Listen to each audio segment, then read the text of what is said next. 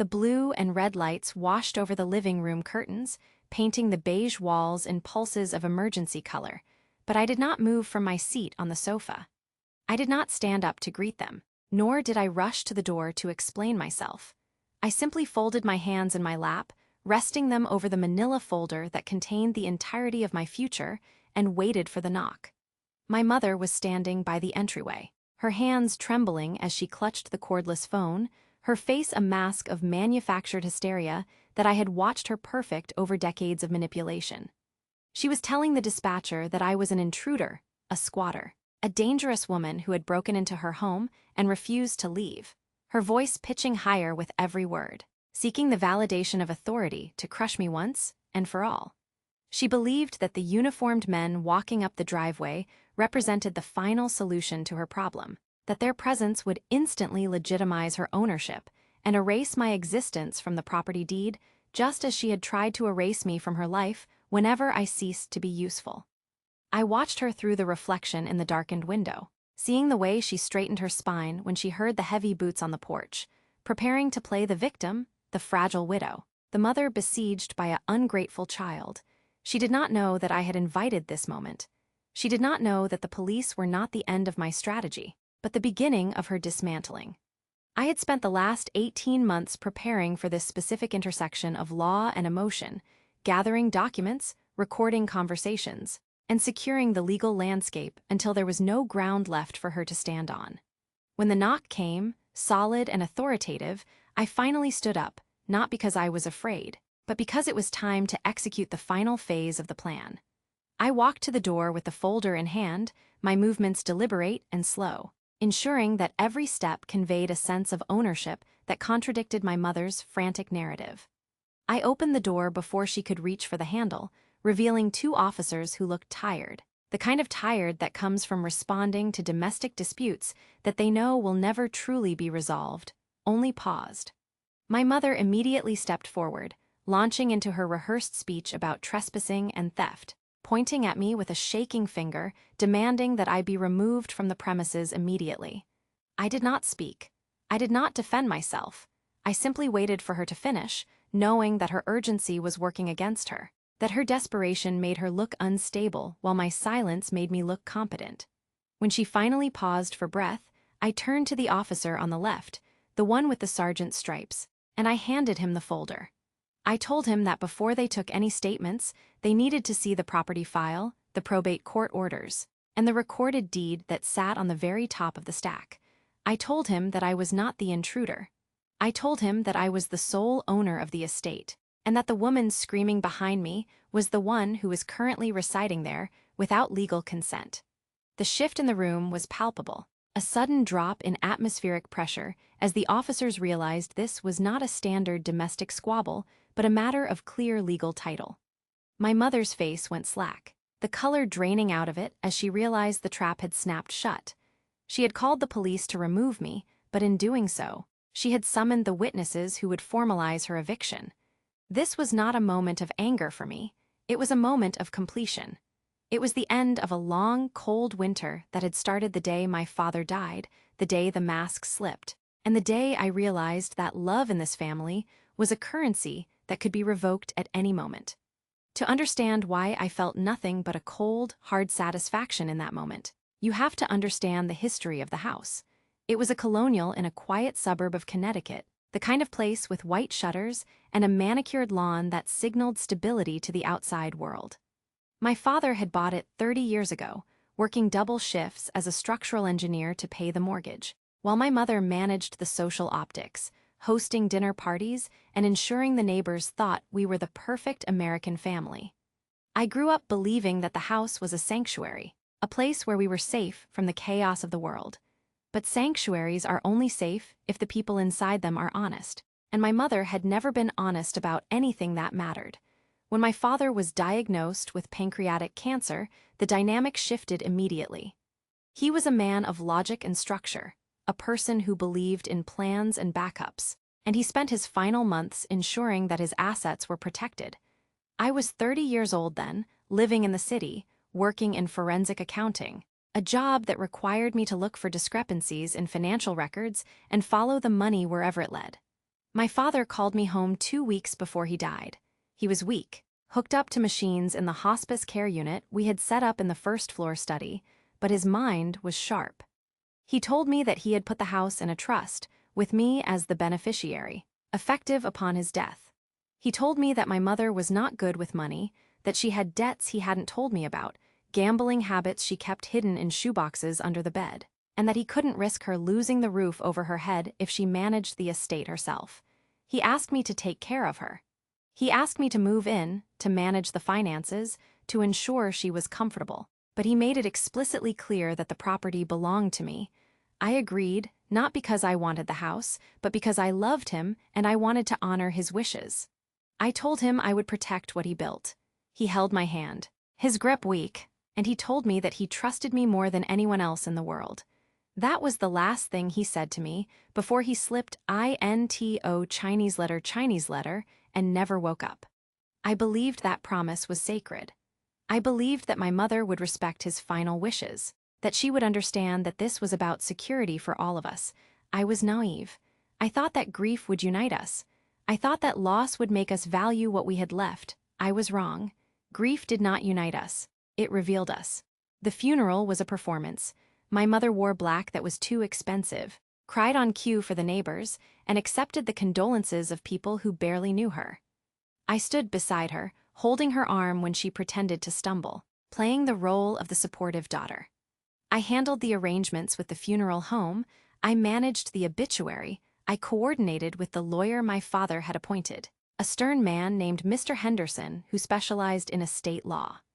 During the reading of the will, which took place in Henderson's office 3 weeks after the burial, my mother sat across from me, her eyes dry and calculating. When Henderson read the clause regarding the house, stating clearly that the property was transferred to the Gabriella Trust, with me as the sole trustee and beneficiary, my mother did not cry, she did not argue. She simply nodded, her lips pressed into a thin line, and she asked if there was any provision for her to remain living there. Henderson explained that yes, there was a life estate clause, allowing her to reside in the home for the duration of her natural life, provided she adhered to the maintenance standards and did not attempt to sell or refinance the property without my consent. It was a generous arrangement. It gave her security without giving her control. I thought it was fair. I thought she would be relieved. Instead, I saw a flicker of something dark in her eyes, a resentment that she was no longer the queen of her castle, that she was now a tenant in her own home, subject to the oversight of the daughter she had spent a lifetime belittling. She signed the documents, but her pen scratched hard against the paper, leaving indentations that looked like scars. She stood up, smoothed her skirt, and told me that she expected me to handle the taxes and the insurance since I was the owner now. I told her I would handle everything. I told her I would move in to help her manage the upkeep. She looked at me then, really looked at me, and she said, "Don't think this changes anything. Gabriella, you're still my child, and children don't tell their mothers what to do." It was a warning. I should have listened to the tone rather than the words, but I was still grieving. I was still operating under the assumption that we were a family, and that family meant compromise. I moved in 2 weeks later. I sold my condo in the city. I quit my job to work remotely so I could be there for her. I thought I was being noble. I thought I was fulfilling my father's dying wish. I didn't realize I was walking into a cage. The first year was subtle. It started with small things. She would move my mail without telling me. She would change the passwords on the utility accounts. She would invite friends over and introduce me as the live-in helper, the caretaker, never mentioning that I own the deed. She began to treat the house as if it still belonged to her exclusively, making renovations without consulting me, hiring contractors to knock down walls that were load-bearing, ignoring the structural integrity that my father had cared so much about. When I questioned her, she would gaslight me. She would tell me that I was being controlling, that I was trying to push her out, that I was letting the power go to my head. She would cry, telling me that I was forgetting how much she sacrificed for me, using guilt as a weapon to blunt my logic. I started keeping records. It was instinct. My job was to find patterns in chaos, and I saw the pattern emerging. She was trying to establish adverse possession. She was trying to create a paper trail that suggested she was the sole owner, hoping that if she acted like the owner long enough, the law would eventually recognize her as one. She opened a home equity line of credit using the property address, forging my signature on the initial inquiry forms. I caught it because I monitored the credit reports associated with the trust. I called the bank, froze the account, and filed a fraud alert. When I confronted her, she denied it. She told me I was crazy, that I was imagining things, that I was trying to steal her identity. She threatened to call the police on me then, too. She said I was harassing her, that I was abusive. I didn't call her bluff. I simply handed her the printed bank statements showing the forged signature and told her that if she ever attempted financial fraud again, I would press charges. She backed down, but the resentment grew. It festered. She stopped speaking to me for weeks at a time, leaving notes on the kitchen counter that were passive-aggressive and cruel. She told me I was cold, that I had no heart, that my father would be ashamed of how I treated her. I absorbed it. I didn't fight back with emotion. I fought back with documentation. I recorded our conversations. I kept a log of every interaction, every threat, every attempt she made to undermine my authority. I knew that eventually she would push too far. I knew that her arrogance would outpace her caution. People like my mother, people who believe they are entitled to everything simply because they exist, never think they will be caught. They think the world is designed to protect them. They think rules are for other people. I waited. I bided my time. I let her feel like she was winning. The escalation began when she met him. His name was Richard. He was a real estate developer she met at a country club mixer. A man with a slick smile and a history of bankruptcies that were easy to find if you knew where to look. She introduced him to me as a friend, but I saw the way he looked at the house, evaluating the square footage, the lot size, the potential value. He started coming over for dinner. Then he started staying over. Then he started giving her advice. He told her that the house was too big for her. He told her that she was wasting her equity sitting in a depreciating asset. He told her that she should sell, downsize, and live off the profits. He didn't know about the trust, or maybe he did, and he thought he could talk her into challenging it. My mother began to talk about selling the house openly. She told me that she had found a buyer, that we needed to list it immediately. I told her no.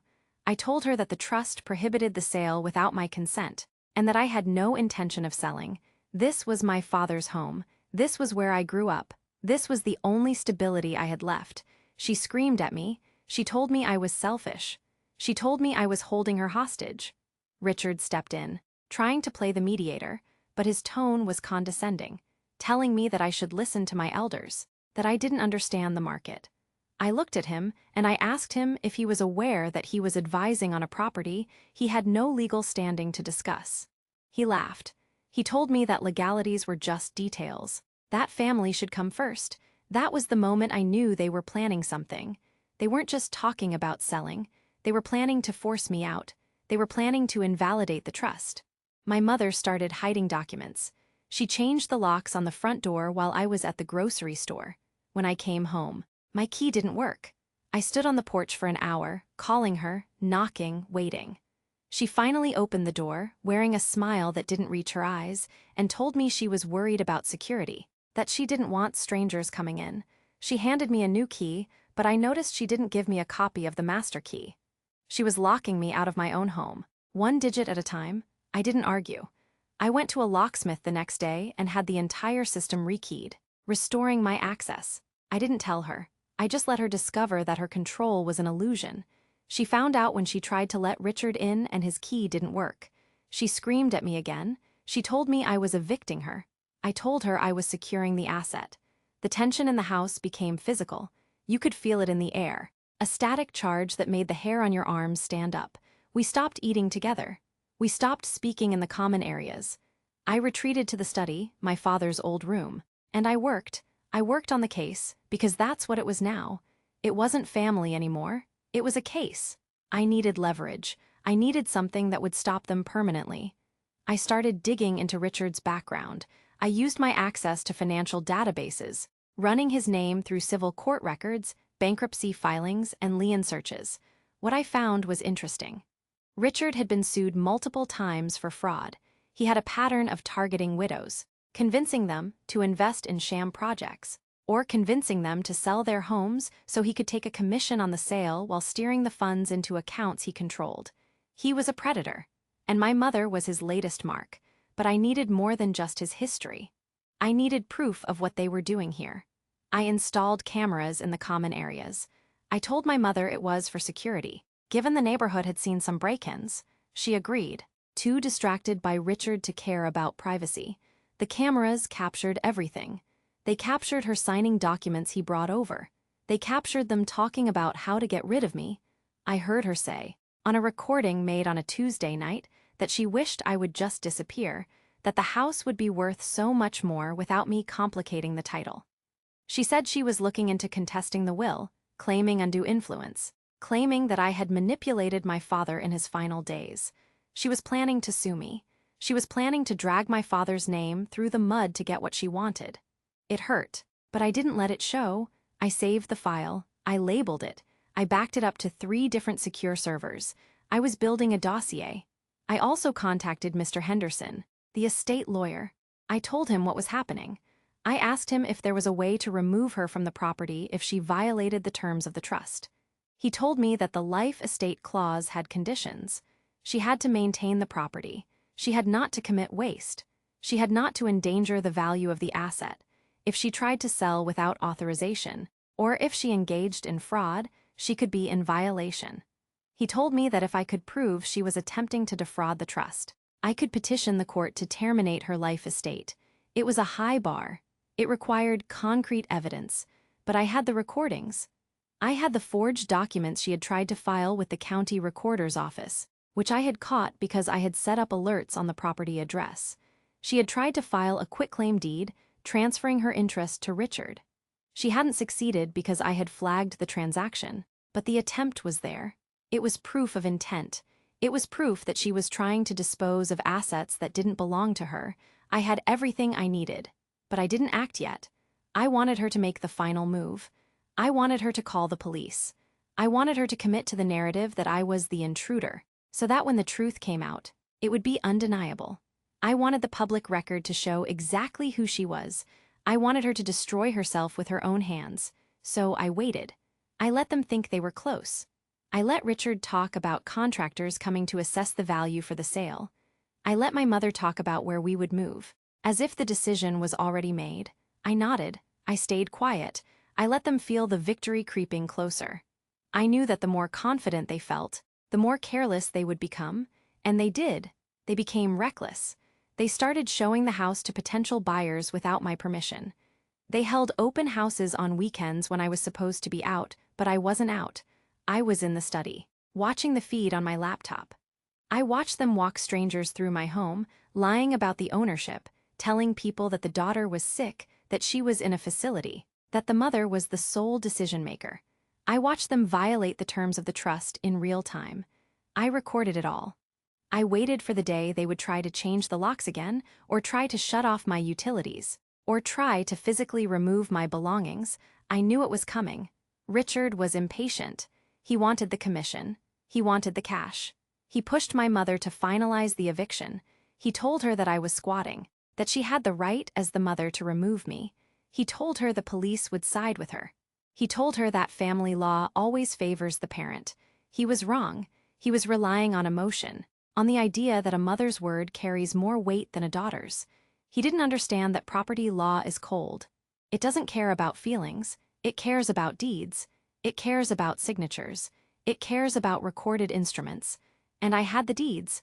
I had the signatures. I had the records. When my mother finally decided to make her move, she did it on a Thursday. She came into the study while I was working. She told me that Richard was coming over with a truck. She told me that I had 1 hour to pack my things and leave. She told me that if I didn't leave, she would call the police and have me arrested for trespassing. She stood there with her arms crossed, looking triumphant, believing that she had finally reclaimed her power. She told me that I had no right to be there, that this was her house, that my father would have wanted her to have it. She invoked his name like a weapon, thinking it would break me. It didn't. I looked at her, and I felt nothing. No anger, no sadness, just a cold clarity. I told her that if she called the police, I would welcome them.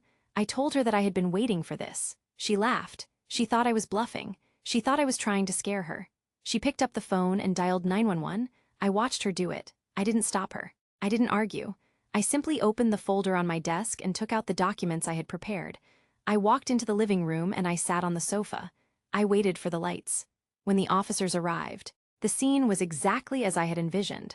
My mother was hysterical, pointing at me, demanding action. The officers were professional, cautious, looking for any sign of violence. They saw no violence. They saw a woman sitting calmly with a folder. They saw a woman screaming without cause. The dynamic was obvious to them within seconds.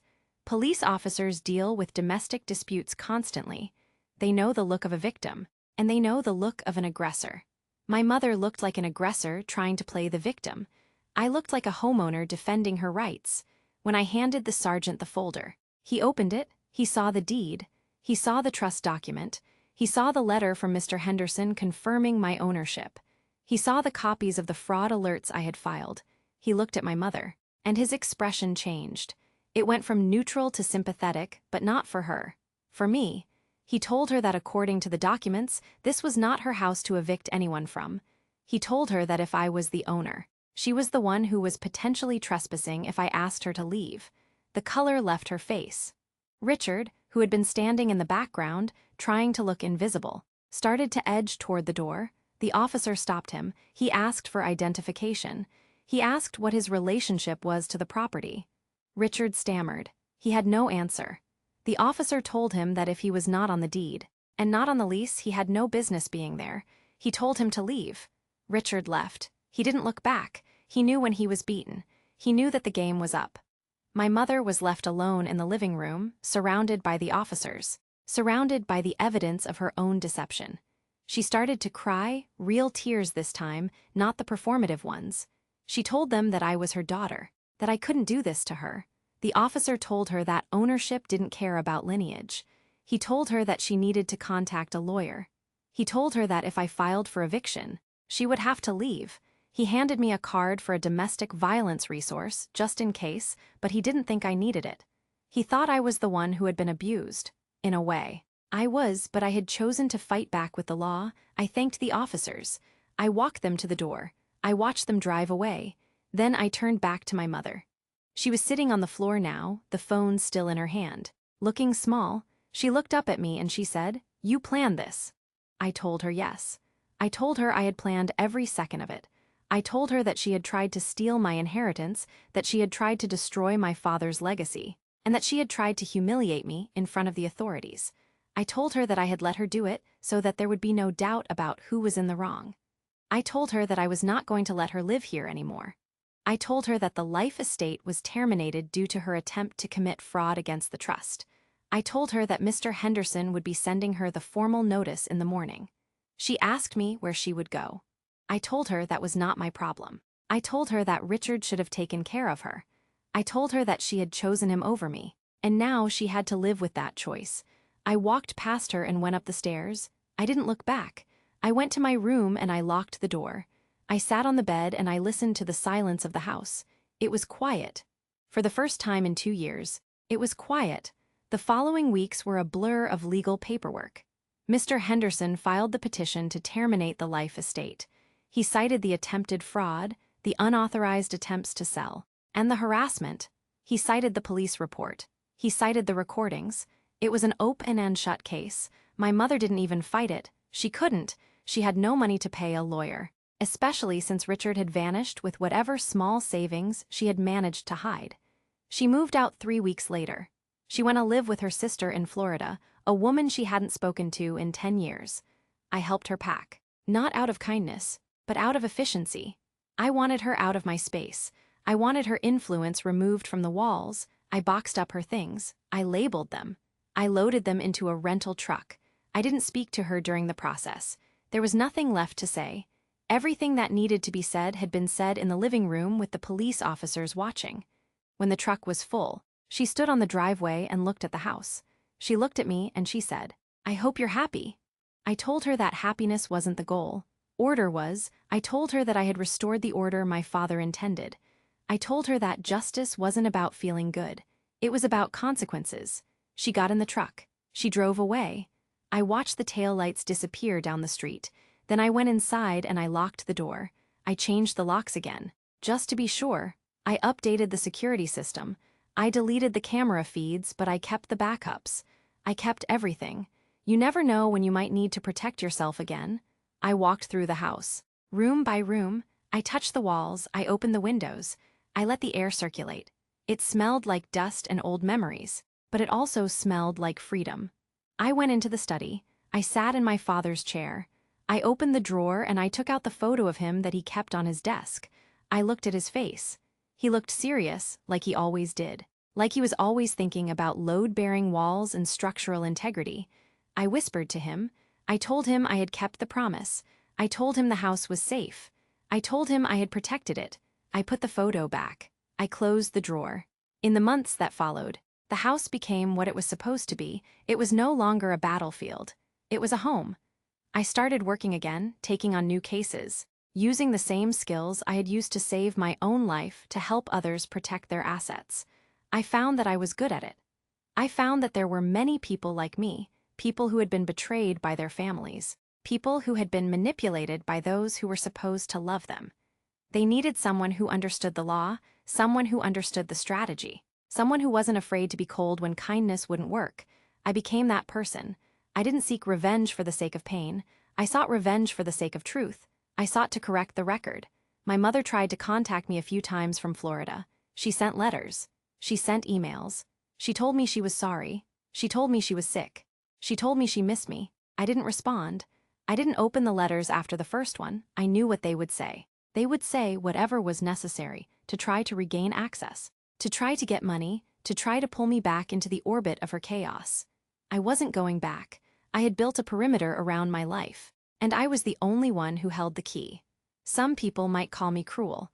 They might say that a daughter should forgive her mother, that family is forever, that I should have found a way to make it work. Those people haven't lived in a house where the love is conditional. Those people haven't had to fight for the roof over their heads against the person who gave them life.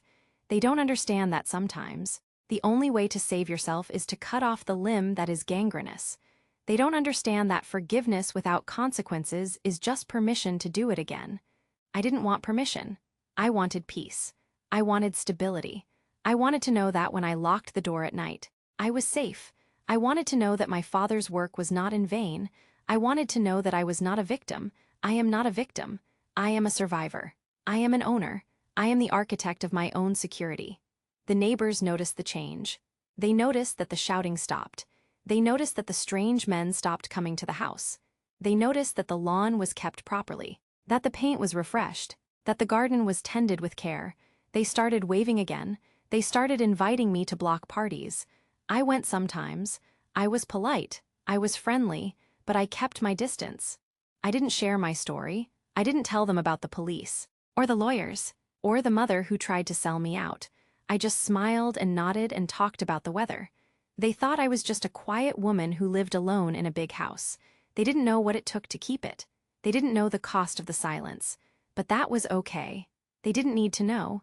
The peace I had built was for me. Not for them, it was a private victory. It was a quiet justice. I walked through the rooms now without tension. I could sit on the sofa without watching the door.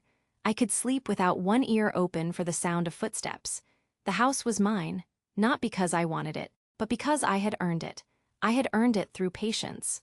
I had earned it through preparation. I had earned it through the willingness to do what was necessary, even when it was hard. Even when it meant standing alone in the living room while the police lights flashed outside. Even when it meant looking my mother in the eye and telling her no. That no was the most important word I had ever said. It was the foundation of everything that came after. It was the boundary that defined me. Sometimes, late at night, I think about her. I wonder if she thinks about me. I wonder if she sits in her sister's house in Florida and regrets the choices she made. I wonder if she understands why I did what I did. I hope she does. Not because I want her forgiveness, but because I want her to understand that actions have weight. I want her to know that you cannot treat people like objects and expect them to stay still. You cannot treat people like assets and expect them not to fight back. I am not an asset. I am not a line item in a budget. I am a person. I am a woman who knows her worth. I am a woman who knows the law. I am a woman who knows that power is not given. It is taken. It is secured. It is defended. I look around the room now. I see the books on the shelf. I see the photos on the wall. I see the light coming through the window. It is morning. The sun is rising. The house is quiet. The coffee is hot. I am safe. This is what victory looks like. It doesn't look like fireworks. It doesn't look like screaming. It looks like a quiet morning in a house that belongs to you. It looks like the absence of fear.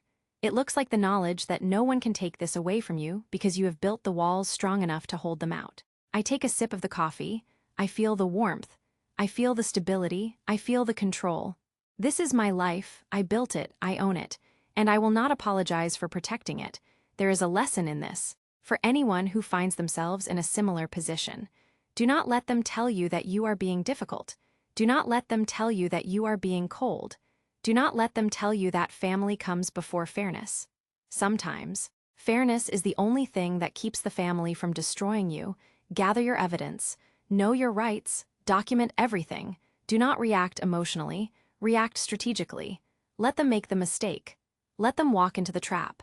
And when the time comes, when the officers are at the door and the lights are flashing, be ready, have the folder, have the truth, have the courage to hand it over. The law is a tool. It is neutral. It does not care about your feelings. It cares about the facts. So give it the facts. Give it the truth. And let the truth do the work. You do not need to scream. You do not need to fight. You just need to be right. And you need to be ready. I was ready. I am still ready. If anyone tries to come for what is mine, they will find the same thing my mother found. They will find that I am not a victim. They will find that I am the owner. They will find that the door is locked, and I hold the key. This is not a story about hate. It is a story about boundaries. It is a story about the moment I decided that I would no longer be a participant in my own erasure. I wrote myself back into the deed. I wrote myself back into the history. I wrote myself back into the power structure.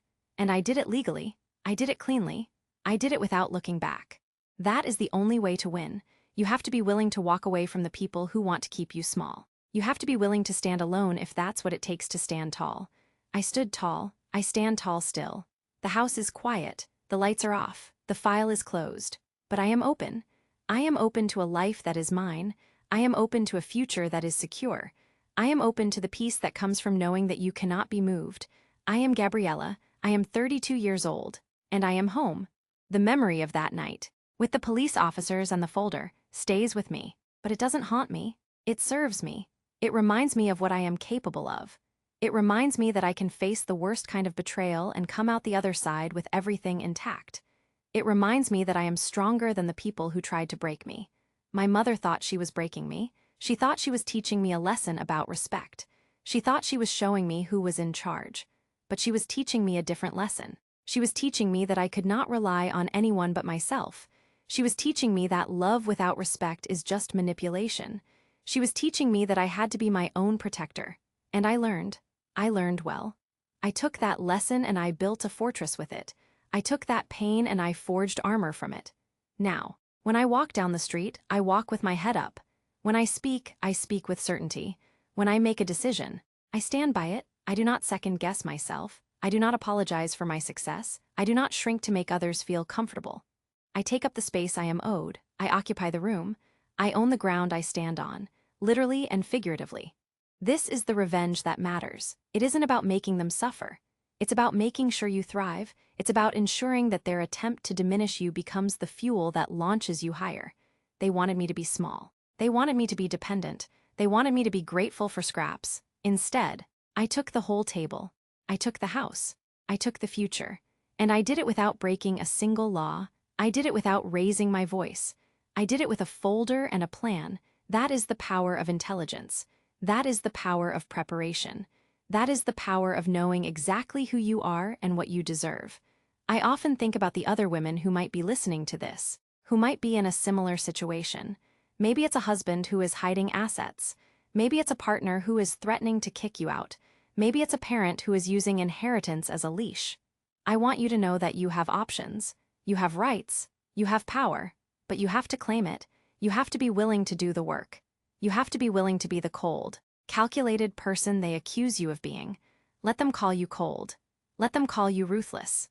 Let them call you whatever they need to call you to make themselves feel better about what they are doing to you. You know the truth.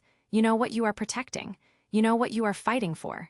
And in the end, that is all that matters. The labels they put on you will fade. The deeds you hold will remain. The security you build will last, so build it, protect it, defend it. Do not let anyone tell you that you are being too hard. You are not being too hard, you are being strong enough. You are being smart enough. You are being safe enough. That is your job. That is your duty, to yourself, to your future. To the people who depend on you, I depended on me, and I did not let myself down. I showed up. I stood up, I spoke up. And I won, not by luck, not by chance, by design. This was designed. Every step was planned. Every move was calculated. And the result was exactly what I intended. Order, justice, peace. That is the goal, that is the objective, and it is achievable. It is achievable for you too. You just have to be willing to pick up the folder. You just have to be willing to open the door. You just have to be willing to let the light in. The sun is higher now. The shadows have moved across the floor. The house is waking up. I can hear the birds outside.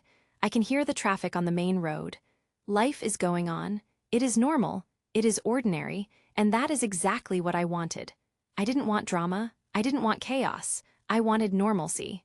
I wanted the boring, beautiful safety of a Tuesday morning. I wanted to drink coffee without looking over my shoulder. I wanted to know that the mail in the box was mine. I wanted to know that the name on the deed was mine. I have that now. I have the boring safety. I have the quiet victory, and I will never take it for granted. I will never let anyone take it away. I am the guardian of this peace. I am the keeper of this house. I am the owner of this life, and I am ready for whatever comes next. Because I know how to handle it. I know how to protect what is mine.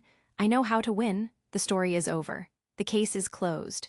The file is put away, but I am still here. I am still standing. I am still strong. And I am still home. This is my truth. This is my voice. This is my revenge. It was quiet. It was lawful. It was absolute. And it was enough. It was more than enough. It was everything.